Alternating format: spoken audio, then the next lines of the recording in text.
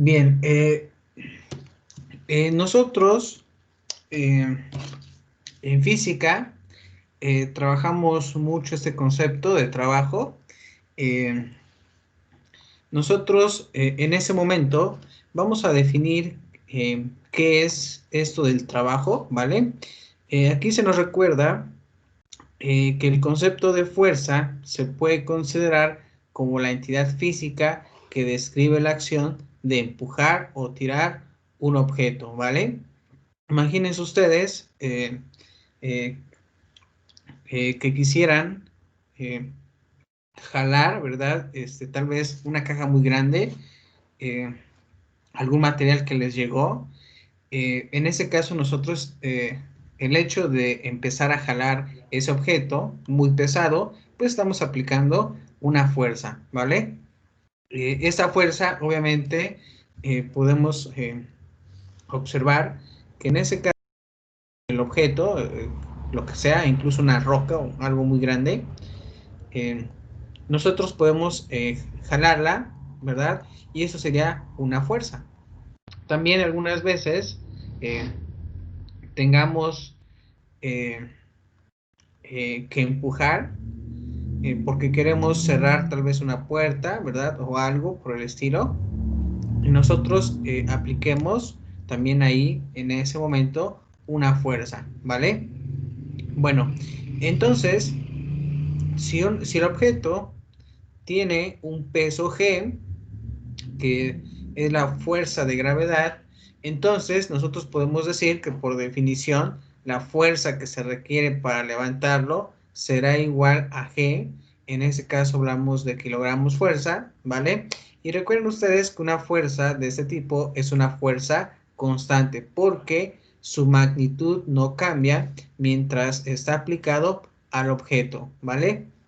Entonces ahí tenemos el concepto de fuerza constante. Bien, nosotros aquí en física, el concepto de trabajo se origina cuando una fuerza mueve un objeto de un lugar a otro, ¿vale? Es decir, eh, en el momento que yo aplique esa fuerza, ¿vale? Y este objeto que está aquí, ¿vale? Se empieza a mover, nosotros estamos ya generando el concepto de trabajo, ¿vale?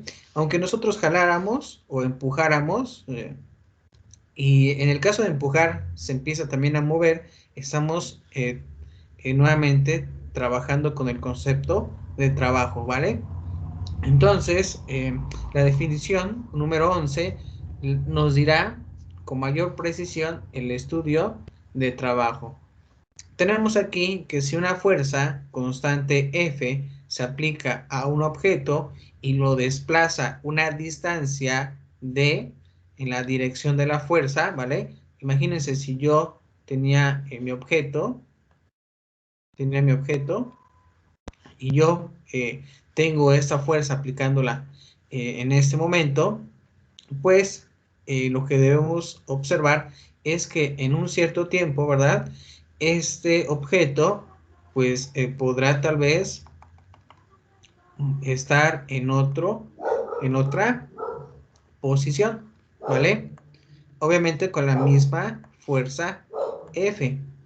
Entonces, la distancia que tenemos aquí, vamos a marcarla con otro color, la distancia de este punto a este punto, ¿verdad? Todo esto se le considera como D y es de acuerdo en la dirección de la fuerza. Vean ustedes su vector en este caso. Entonces, el trabajo, así se va a llamar en ese momento, el trabajo lo vamos a, a encontrar con, o expresado por la letra W, eh, que es igual a lo siguiente. El trabajo, vean ustedes la notación, tenemos que es fuerza, la fuerza que nosotros estamos aplicando en esa parte. ¿Por quién? Tenemos ahí una D. Vean esta D a qué se refiere o dónde la tenemos nosotros localizada en esta parte. Bueno, D es la distancia en la que nosotros ya hemos el objeto, ¿verdad? N unidades. Y bien, pues ese sería entonces el concepto de trabajo. De esa manera nosotros la podemos calcular.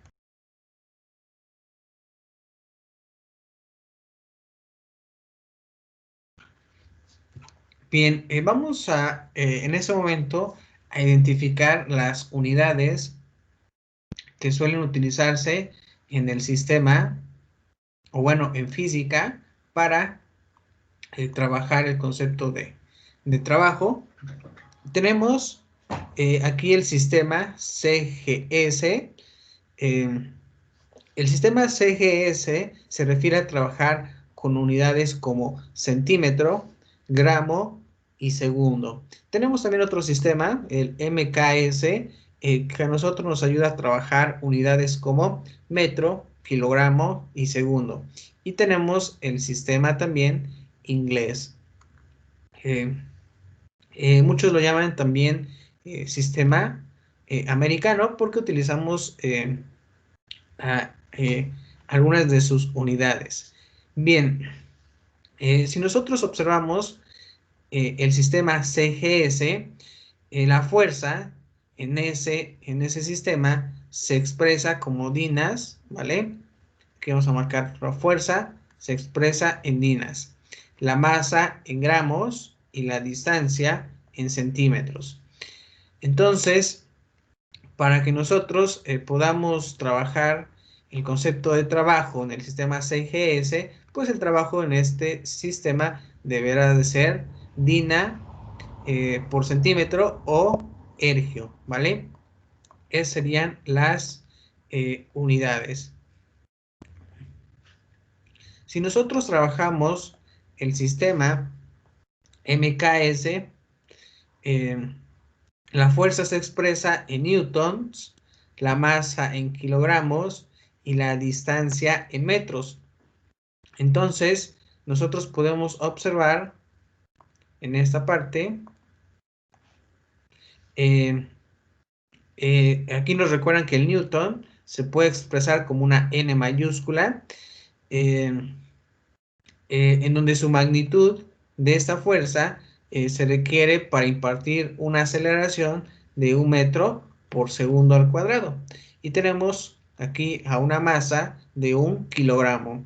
Ahora, si la fuerza en este sistema, recuerden que estamos trabajando en MKS, la fuerza se da en kilogramos fuerza, pues la unidad de trabajo en este momento sería la siguiente. Aquí vamos a marcarlo también, que W, que es el trabajo, pues se expresaría como kilogramos fuerza por metro. Recuerden ustedes en ese momento que kilogramo, pues es el kilogramo fuerza, es la fuerza que se está aplicando en ese objeto, y m es la distancia que pues se está moviendo. Bien, también nosotros podemos observar que si la fuerza, ustedes por ahí tuvieran expresada en newtons, la unidad para el trabajo en el sistema MKS, pues sería newton por metros, o también conocido como joule, ¿vale? Aquí nos colocan las igualdades que hay entre 1 kilogramo fuerza a 9 punto, bueno, es igual a 9.81 joules, y que un joules es igual a 10 a la 7 ergios. Finalmente, podemos trabajar con el sistema inglés, en la cual la fuerza se mide en libras, la distancia en pies, y por lo tanto, la unidad de trabajo, si es que vamos a trabajar este sistema, sería libra-pie. ¿Por qué? Porque la fuerza está dada en libra y la distancia está en pie. Y esta libra pie, pues es igual, si es que nosotros queremos hacer la conversión con el sistema MKS, pues sería 1.36 joules, ¿vale? En la parte inferior nos comentan que si la distancia se mide en pulgadas, la unidad de trabajo para el sistema inglés sería entonces libra por pulgada, ¿vale?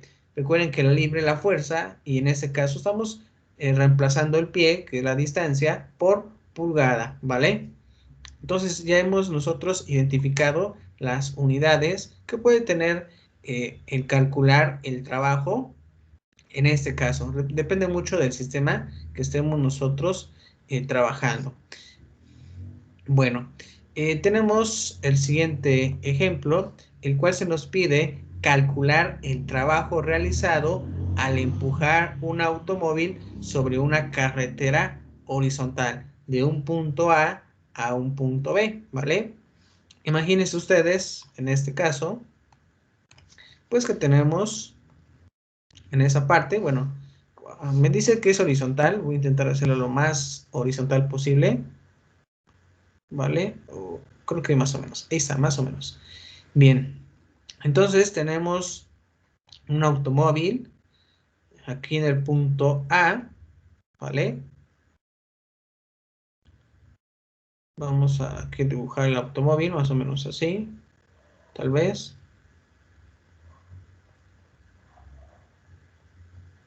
¿Vale? Ahí está, representativo, ¿no? Pero bueno, eh, eh, me hace falta tomar clases de dibujo, no, no se preocupen. Alguien lo puede hacer mucho mejor que yo, sí, lo pueden hacer. Inténtenselo imaginar, ¿vale? Bueno, entonces tenemos aquí el punto B, ¿vale? En donde nosotros pues queremos calcular qué se nos pide el trabajo, ¿verdad? Se nos pide calcular el trabajo. Es decir, tenemos que empujar este automóvil sobre una carretera horizontal de este punto A este punto B. Tal vez a mí se me detuvo este vehículo, ¿verdad? Porque le hizo falta gasolina y tal vez en el punto B pues se encuentra el combustible, ¿verdad? La gasolinería, ¿vale? ¿Vale? Se encuentra ahí esa parte. Entonces, se comenta que del punto A al punto B, pues hay una distancia de 7 metros, ¿vale? Con una fuerza constante, en este caso, sería de 40 kilogramos fuerza. Es decir, si yo voy a empujar, pues la fuerza tendría que estar en esta parte, ¿vale? Imagínense ustedes estar por detrás del auto, es decir, por su cajuela, ¿verdad? Y empujar, ¿vale? Eh, con una fuerza constante de 40 kilogramos fuerza, ¿vale? Si ustedes observan en este momento, podemos analizar que las unidades, ¿verdad? Kilogramo fuerza, la distancia m, pues son del sistema MKS. Entonces, pues tengo que trabajar este o estas unidades. Bien, para calcular ese trabajo, ustedes ya saben que W, que es el trabajo, es igual a fuerza por distancia. Entonces, necesitamos saber cuánto vale F y cuánto vale la distancia. La distancia pues sería del punto A al punto B, que serían 7 metros, ¿vale? Ustedes pueden escribir aquí distancia es igual a 7 metros y la fuerza que es de 40 kilogramos fuerza, ¿vale? Ahí está. Entonces, identificando estos datos, nosotros podemos ya calcular el trabajo, que sería W es igual, recuerden que sería 40 por 7. ¿Esto cuánto nos da? 280. Entonces, hacemos el análisis dimensional de las unidades. Recuerden que fuerza por distancia es igual, recuerden las unidades de fuerza, eh, es kilogramo por fuerza, y lo que podemos poner ¿por qué? Por M. Entonces, las unidades serían kilogramo fuerza por M. Y recuerden que esto en joules sería 2.746. Vamos a analizar aquí esta parte de los kilogramos. Aquí está, ¿vale? Vean ahí la conversión. Si yo tengo un kilogramo, sería 9.81 eh, joules. En este caso, como yo tengo, vean cuántos kilogramos fuerza tengo, pues 280. Entonces multiplicaríamos los 280 por los 9.81 para que nos dé los joules, ¿vale? Bien, aquí nos recuerdan en la parte inferior que a veces se necesita determinar la fuerza F antes de aplicar la definición número 11. Hay algunos problemas que no son como este, que ya nos proporcionan cuánto vale la fuerza y listo. Hay algunos que no, hay que a veces buscarle cómo vamos a encontrar la magnitud de esa fuerza. Pero bien, aquí tenemos un caso en donde se nos dice calcular aproximadamente el trabajo realizado al elevar un objeto de 15 kilogramos de masa verticalmente a una altura de 4 metros, ¿vale? Bien, entonces nosotros tenemos información el cual pues queremos elevar, ¿vale? Un objeto de 15 kilos verticalmente a una altura de 4 metros. Y la pregunta es, pues, calcular el trabajo. Bien, entonces vamos a revisar qué necesitamos nosotros para encontrar esa fuerza. Bueno, nosotros necesitamos el valor de F. Es la fuerza que se necesita para poder elevar ese objeto con un peso de 15 kilos a 4 metros. Tal vez se pueden imaginar en una obra, pues van a colar tal vez ahí una losa y pues le dicen al chalán, ¿no? Que se encuentra abajo con el material y el concreto, ¿vale?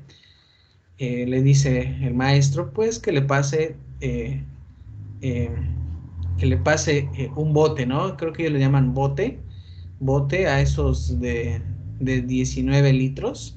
Son como, algunos le dicen cubetas, pero me parece que el nombre mejor para esa situación es un bote de 19 litros, ¿no? Y se imaginarán, ¿no? Cuánto pesa o cuánto podrá pesar ese bote. Entonces, pues nosotros queremos subir tal vez ese bote de 19 litros, algunos lo llaman latas, son de 19 litros. Son como esos botes de pintura, no sé si han visto las de Comex, son unos botes de esa cantidad, 19 o 20 litros aproximadamente. Pues de ese tipo de botes me refiero yo.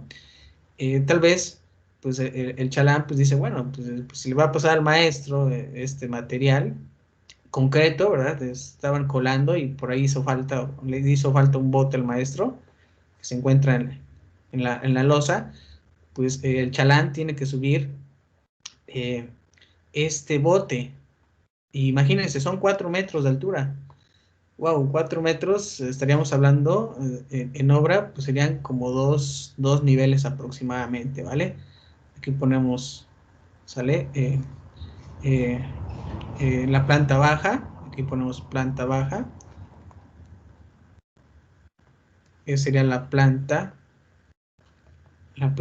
alta, ¿vale?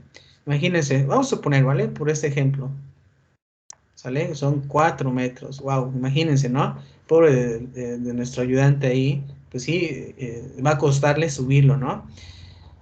Y bueno, pues ahí ellos se la ingeniaron, tal vez colocaron aquí un sistema de tal manera que amarren la lata y pues el ayudante o el chalán pues jale este hilo, este mecate y pueda él elevarlo, ¿vale? Entonces para hacer esto pues nosotros necesitamos una fuerza F, ¿vale?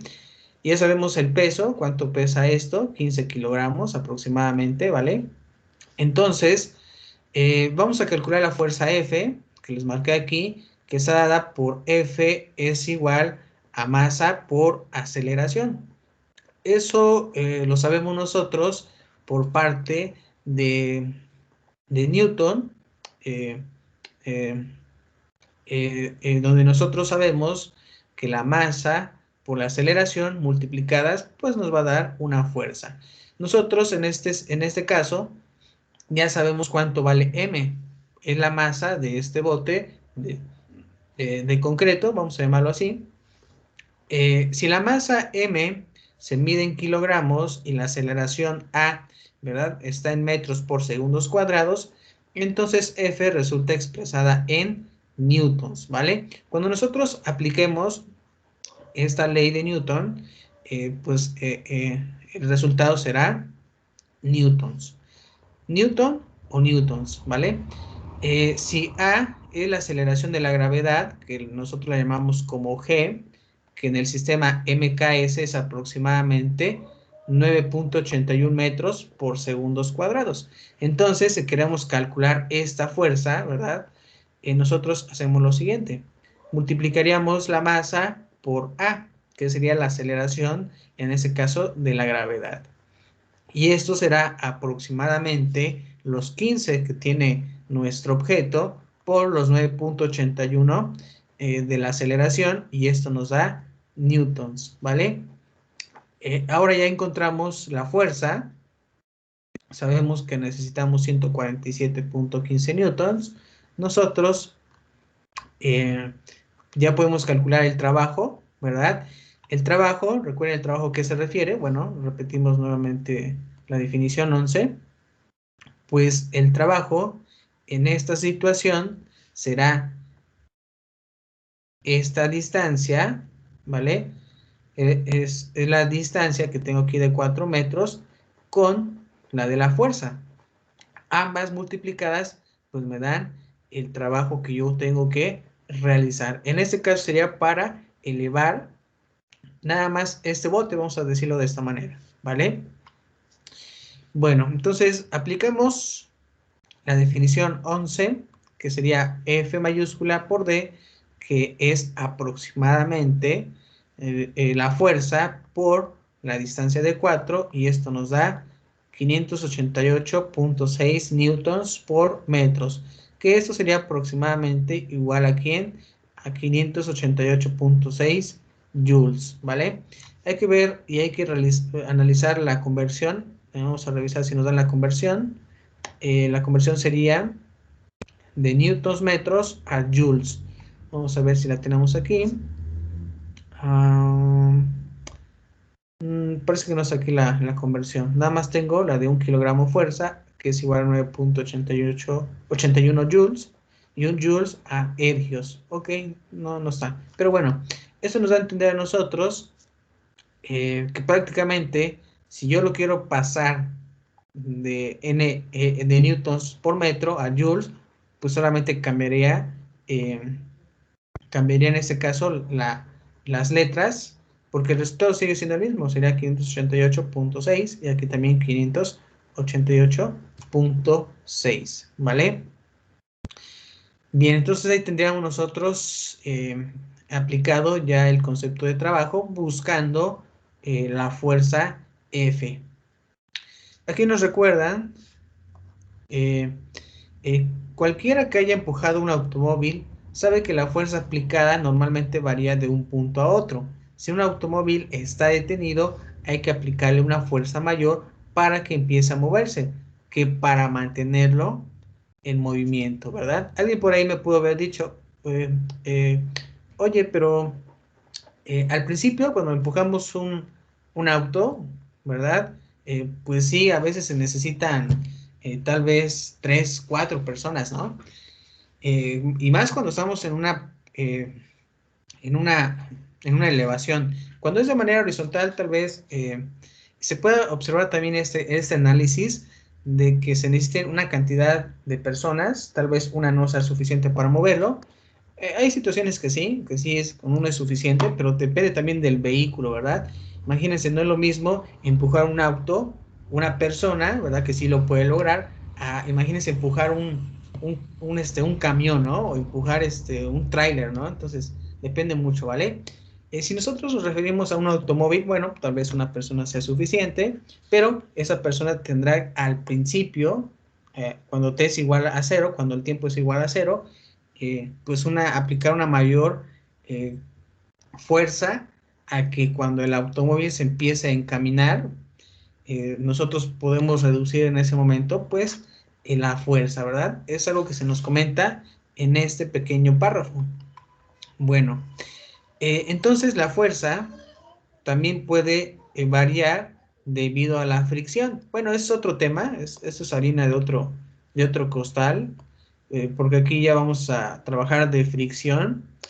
Eh, Siempre que nosotros empezamos a tratar ese tipo de problemas, estará siempre presente ese concepto, ¿vale? Esto lo ven mucho en estática. Y bueno, entonces, si nosotros observamos que al aplicar la fuerza, eh, consideramos la fricción, ustedes podrán observar tal vez en una caja, si nosotros la empujamos, si esa caja tiene objetos dentro, pues también la fricción se opone al desplazamiento de ese objeto. Entonces, nosotros podemos decir que un ejemplo sería la parte del camino que puede ser lisa y otra áspera o rugosa, ¿vale? En ese caso, si el suelo, ¿verdad? Es terracería, pues nosotros decimos, bueno, es rugosa, ¿sale? Eh, y luego la caja, también podemos decir, bueno, se ve lisa, ¿no? Pero ya analizando bien, pudiera estar también rugosa, pues imagínense, ¿no? En ese caso. Cuando es liso el objeto, pues puede tal vez avanzar un poquito más rápido a que si es rugosa, ¿verdad? Depende mucho de la masa también, hay muchas variables que hay que considerar, pero bueno, entonces aquí nos comentan, en este caso, un ejemplo. Las fuerzas que no son constantes se denominan fuerzas variables, ¿vale? Entonces, nosotros incluso ya hemos estudiado funciones constantes y cómo es la gráfica de una función constante. Bueno, nosotros tenemos el eje X, tenemos el eje Y y ustedes saben que esta es la, la gráfica de una función constante, ¿vale? Es de manera horizontal, ¿vale? Ese es constante. ¿Por qué es constante? Bueno, porque si ustedes observan en cualquier valor de X, ¿verdad? Que ustedes elijan, ¿verdad? X1, X2, X3 es el mismo resultado, ¿verdad? Es el mismo valor C para esta función. Pero las fuerzas, aquí nos recuerdan que no son constantes, se denominan fuerzas variables. Y ustedes ya podrán observar cómo serán esas fuerzas variables. Bueno, pues serán opuestas esta gráfica, ¿vale? Ya podemos ahí obtener tal vez trazos curvos, ¿verdad? Aquí lo vemos de manera horizontal, pero la fuerza variable, pues ya serían aquí curvas. Bueno, eh, si nosotros aplicamos una fuerza variable a un cuerpo mientras el cuerpo recorre cierta distancia en la dirección de la fuerza, entonces para calcular el trabajo realizado se requieren métodos del cálculo, ¿vale? Bien, supongamos nosotros que el movimiento se da sobre una línea recta, ¿vale? Ustedes imaginan esa línea recta, ¿verdad? Más o menos así, ¿vale? Y que el objeto se mueve de un punto A con coordenada a un punto B con coordenada B. Entonces, tenemos tal vez aquí A y tenemos aquí tal vez B, ¿vale? Obviamente nos da la condición donde B, ¿vale? Esta B, esta A, pues B es mayor que A, ¿vale? Entonces nos dan a entender que nos estamos moviendo de esta manera. Para calcular el trabajo realizado es necesario conocer la fuerza en el punto L con coordenada X para todo X en un intervalo cerrado. Esta fuerza se notará por la función f de X. Se supone también que la función f deberá de ser continua en ese intervalo de A hasta B, ¿vale? Entonces aquí nosotros podemos identificar nuestro intervalo de A hasta B y esa función, ¿verdad? Que sería esta, y es igual a f de x, pues tendrá que ser continua también en el intervalo de A hasta B, ¿vale? Bueno, si nosotros decimos que sea P la partición de este intervalo cerrado, recuerden de quién hablamos, bueno, estamos hablando de este intervalo, ¿verdad?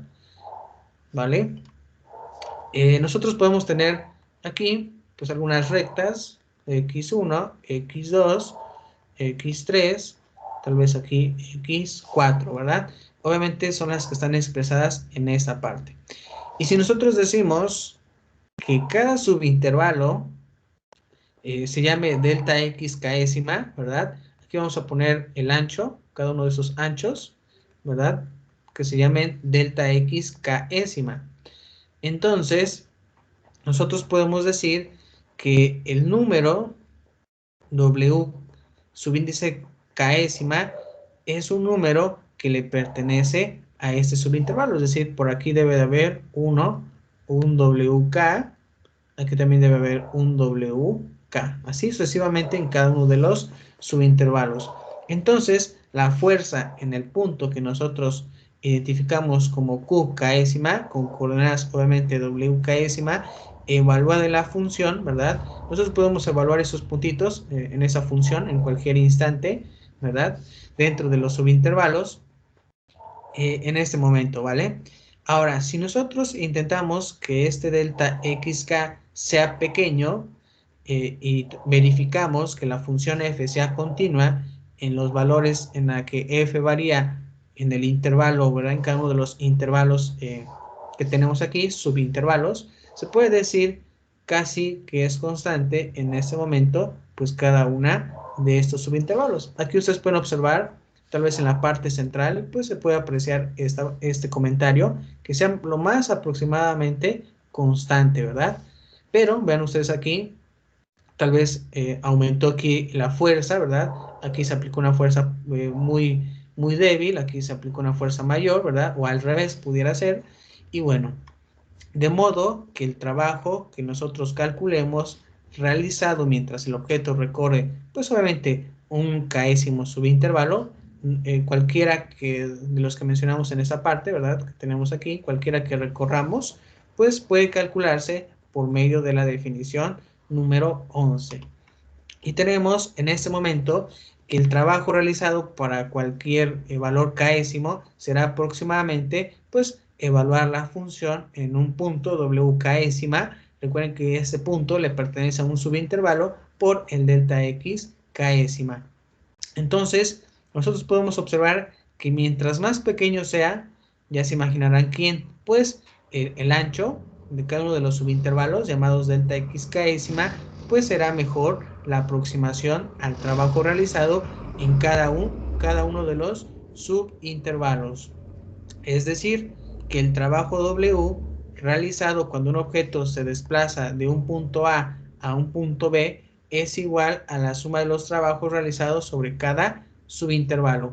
Es decir, aquí nuevamente tenemos este concepto, que el trabajo será aproximadamente la sumatoria pues de la función fw késima por el delta x késima. Recuerden que ese sería en ese momento pues cada uno de estos subintervalos, ¿verdad? Pudiera ser este completamente, o pudiera ser este, ¿verdad? O pudiera ser este, y así sucesivamente. Si sumamos todos, en ese ejemplo puse 1, 2, 3, 4, 5, 6, 7, pues tendremos nosotros el trabajo realizado, ¿vale?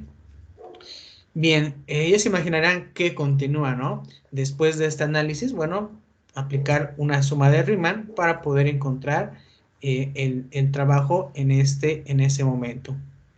Bien, vamos a analizar la definición 12, en donde nosotros tenemos una función f de x, que es la fuerza en el punto de coordenada x sobre la recta coordenada L, en donde f deberá de ser continua en ese intervalo cerrado. El trabajo que vamos a calcular será realizando al mover un objeto del punto con coordenada A al punto con coordenada B. Es decir, que ustedes pudieran aplicar este límite, ¿vale? O también, pues es válido resolverlo por medio de esta integral que va de acuerdo al intervalo de A hasta B, en donde la función deberá de ser continua, en este caso f de x por la diferencial de x, ¿vale? Y de esa manera encontraríamos nosotros el trabajo. Entonces, aquí se nos recuerda que de acuerdo a la definición que acabamos de estudiar, puede servir para calcular el trabajo realizado al estirar o comprimir un resorte, ¿vale? Aquí ya también podemos resolver este tipo de problemas. Bien, para resolver este tipo de problemas es necesario utilizar la siguiente ley de la física, que sería la ley de Hooke, ¿vale? Eh, bueno, la ley de Hooke en este momento nos dice que la fuerza F de X que se requiere para estirar un resorte X, obviamente unidades, a partir de su longitud natural, sería la siguiente, ¿vale? Aquí tenemos nosotros, ¿vale? Lo que nos sugiere esta ley, pero si ustedes quieren saber más de esta ley, lo podemos aquí buscar,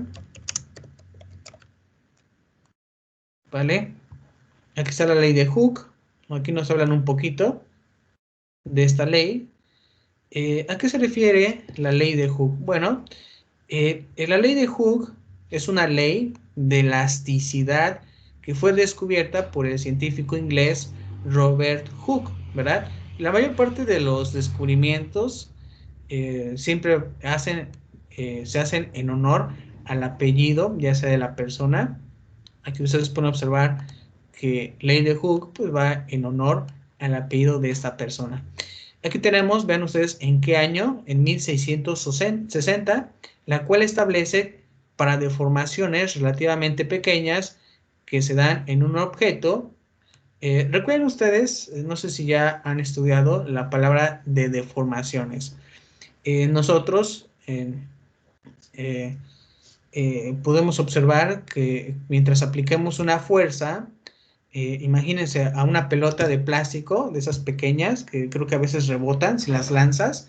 Si ustedes le aplican con sus dedos una fuerza, podrán observar eh, que esa pelotita que rebota, pues empieza a tener deformaciones donde están sus dedos. Obviamente si la aprietan, ¿vale? Entonces, esas pequeñas deformaciones, pues son las que nosotros podemos trabajar con esta ley de Hooke. Entonces, de acuerdo a esto, el desplazamiento o el tamaño de la deformación es directamente proporcional a la fuerza o carga de deformación, ¿vale? Aquí también nos recuerdan que el concepto de desplazamiento pudiera ser que nosotros empecemos a jalar o empujar cualquier objeto y también estaríamos estudiando esa parte. Bueno, el objeto, en estas situaciones, el objeto vuelve a su forma y tamaño originales al descartar la carga. Bien, pues aquí la ley de Hooke nos recuerda que cuando ustedes, por ejemplo, en la práctica de su pelotita, la aprietan, sus dedos ven cómo se pueden hundir un poco, pero cuando ustedes retiran esa fuerza que le están aplicando, pues ven cómo regresa a la normalidad ese objeto. Entonces, es una de las características que tienen la mayor parte de los materiales, sea plástico, sea acero, sea madera también. Cada uno de los materiales en esta, o bueno, en nuestras vidas cotidianas, tienen esas características, ¿vale?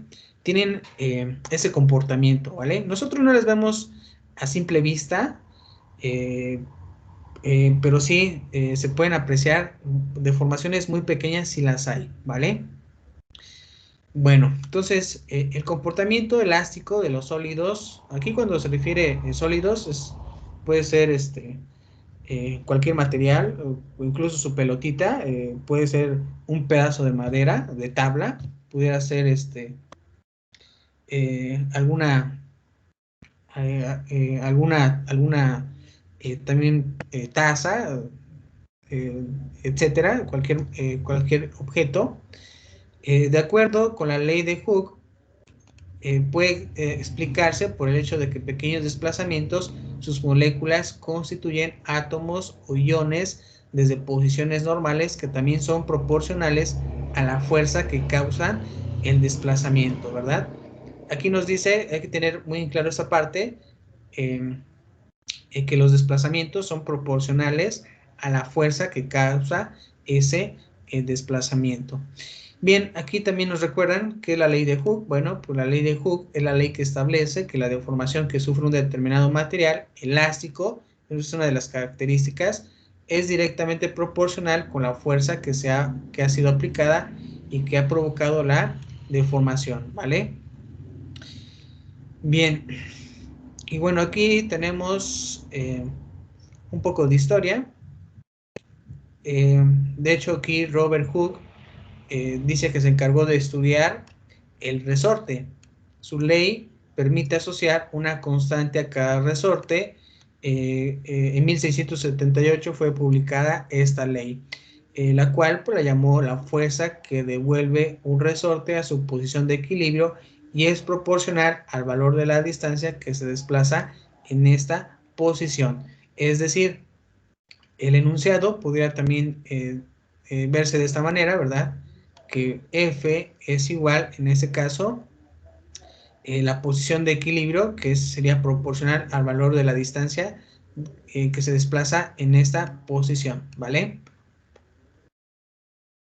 Ok, y aquí tenemos también la fórmula de Hooke, ¿verdad? Que es F, la fuerza F es igual a K por X, que es la que se nos proporciona aquí en nuestros apuntes, ¿verdad?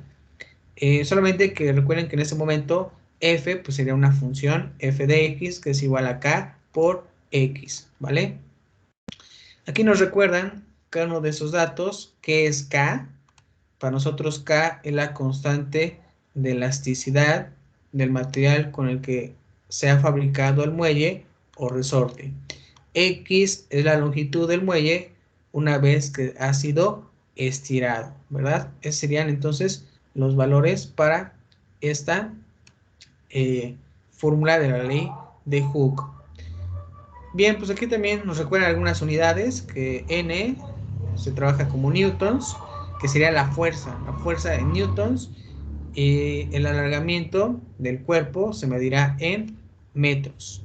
Es decir, que la ley de Hooke será newtons por metros, ¿vale? Bien, aquí están algunas otras opciones, en especial esta. ¿Para qué sirve la ley de Hooke? Bueno, aquí ya ustedes ya les explican que sirve para elaborar estudios sobre los casos de estiramiento longitudinal, ya que establece que el alargamiento unitario que tiene un material elástico es directamente proporcional a la fuerza aplicada, ¿vale? Y bueno, aquí hay algunas aplicaciones, tenemos aquí algunos ejemplos, por ejemplo, aplicaciones a los dinamómetros, a los resortes, escala, resortes y también sólidos elásticos. Nosotros, como ingenieros civiles, trabajamos mucho esta parte, la mecánica de los sólidos elásticos también las analizamos. Y bueno, aquí hay algunas curiosidades y algunas conclusiones también en esta página, ¿vale? Bien, pueden ustedes seguir estudiando, pueden seguir investigando más de la ley de Hooke. Yo solamente lo busqué en mi navegador de Bing y pues observé la primera opción que me dio, ¿vale? Y bueno, entonces, pues continuamos con esta parte. Bien, tenemos aquí, nuevamente ya recordamos que K es una constante llamada constante del resorte, ¿vale? Ahí tenemos ya, en este caso, el significado de K. Bueno, Entonces, pues nos quedaríamos en este ejemplo, ¿vale? Para la siguiente sesión, trabajarla. Ya vamos a ir aplicando el concepto de la ley de Hooke, ¿vale? Con la parte de trabajo, ¿vale? Bien, entonces, pues nos quedamos en esta parte y nos veríamos en la siguiente sesión. Vale, recuérdenme, la página 40 nos quedamos. Vamos a estudiar el ejemplo 20. Y bueno, algo que quieran agregar, comentar en estos minutos de lo que vimos el día de hoy. Bueno, sí, ahí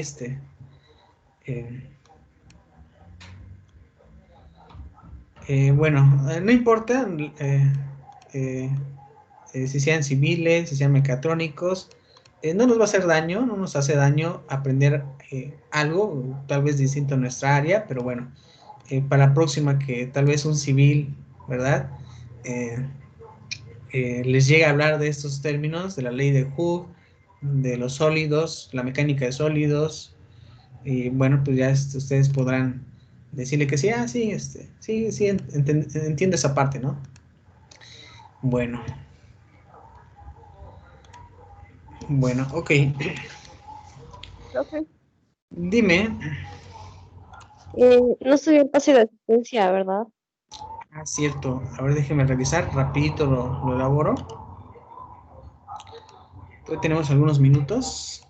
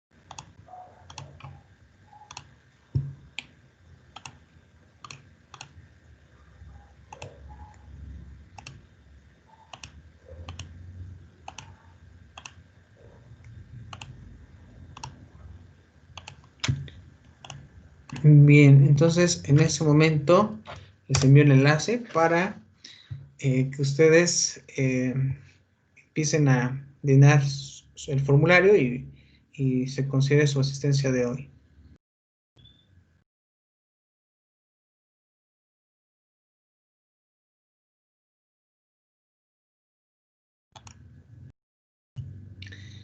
Bueno, bien, entonces nos veríamos en la siguiente sesión. Que tengan una buena mañana, que tengan un buen día, un buen fin de semana y nos veríamos el lunes.